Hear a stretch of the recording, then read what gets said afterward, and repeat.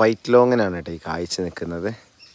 ഒരു ചെറിയ പ്ലാന്റിൽ അത്യാവശ്യം കായൊക്കെ പിടിച്ചിട്ടുണ്ട്.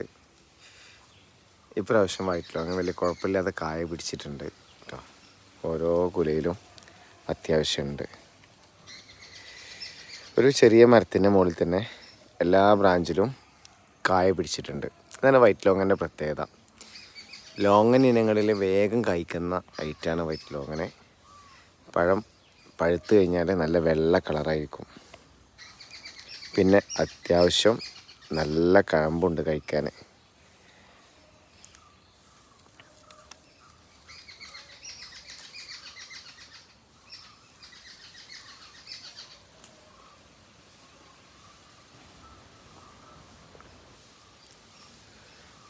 ഇതിൻ്റെ ഗ്രാഫ്റ്റഡ് തൈ ആവശ്യമുള്ള ആൾക്കാർക്ക് ചോദിക്കാം, കൊറിയർ വഴി അയച്ചു തരാവുന്നതാണ്.